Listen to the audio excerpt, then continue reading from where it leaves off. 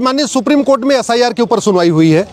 जब बिहार में एसआईआर चल रहा था उस समय ये मांग की गई थी कि आधार को 12वें डॉक्यूमेंट के रूप में मान्यता दी जाए। 11 डॉक्यूमेंट इलेक्शन कमीशन ने अलाउ किया था, लेकिन बार बार मांग की गई थी कि आधार को भी कंसीडर किया जाए और माननीय सुप्रीम कोर्ट ने आधार को 12वें डॉक्यूमेंट के रूप में अलाउ कर दिया था। उसी के खिलाफ मैंने इंटरवेंशन फाइल किया था और मांग किया था कि आधार को 12वें डॉक्यूमेंट के रूप में मान्यता नहीं मिलनी चाहिए, नहीं तो बहुत बड़ी संख्या में जो भारतीय नहीं है वो भी अपना वोटर आईडी में नाम जुड़वा लेंगे।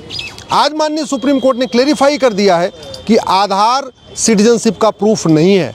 वोटर लिस्ट में अपना नाम जुड़वाने के लिए 3 कंडीशन होती है। पहला, वो व्यक्ति भारत का नागरिक हो, दूसरा, उसकी उम्र 18 साल हो चुकी हो और तीसरा, वो उसी क्षेत्र में रहने वाला हो।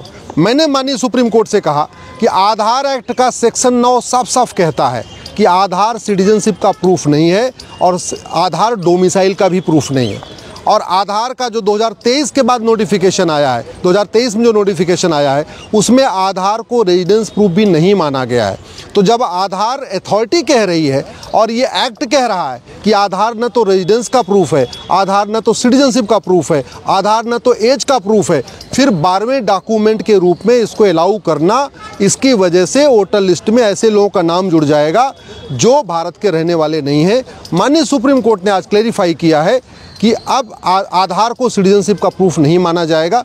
इससे मुझे पूरा विश्वास है कि इलेक्शन कमीशन ऐसे लोगों को छांट लेगा जो भारत के रहने वाले नहीं हैं। केवल आधार के आधार पर वोटर लिस्ट में इलेक्शन कमीशन नहीं जोड़ेगा, ऐसा मुझे पूर्ण विश्वास है।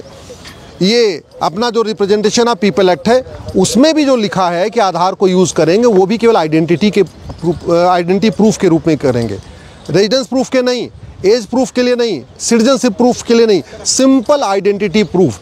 मतलब फर्जीवाड़ा रोकने के लिए आधार का यूज़ किया जाएगा। एक ही नाम के जहाँ 4 व्यक्ति हों, एक ही नाम के जहाँ 6 व्यक्ति हों, उसमें से कौन असली है कौन नकली है वो आधार से प्रूफ किया जाएगा, न कि आधार से रेजिडेंस, आधार से एज और आधार से सिटीजनशिप प्रूफ को किया जाएगा।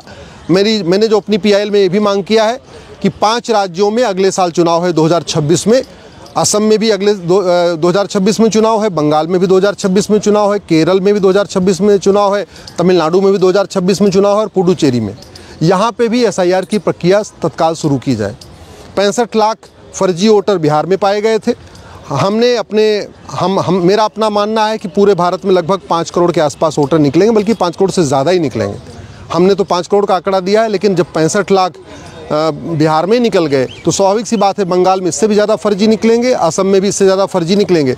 यानी देश भर में लगभग ये आंकड़ा 7 करोड़ के आसपास चला जाएगा, 7 करोड़ क्रॉस हो जाएगा।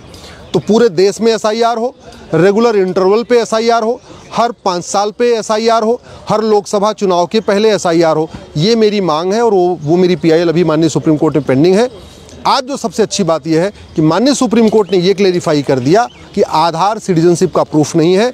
अब केवल 2 बातें बची हैं कि आधार रेजिडेंस का प्रूफ है या आधार डेट ऑफ बर्थ का प्रूफ है, या आधार एक्ट खुद ही कहता है कि न तो ये डोमिसाइल प्रूफ है न तो एज प्रूफ है। तो आने वाले अगली डेट पे जब 4 नवंबर को सुनवाई होगी तो मैं आशा करता हूं कि माननीय सुप्रीम कोर्ट इसको भी क्लेरिफाई कर देगा कि आधार के आधार पर कोई भी व्यक्ति अपना वोटर आईडी में नाम नहीं जुड़वा पाएगा।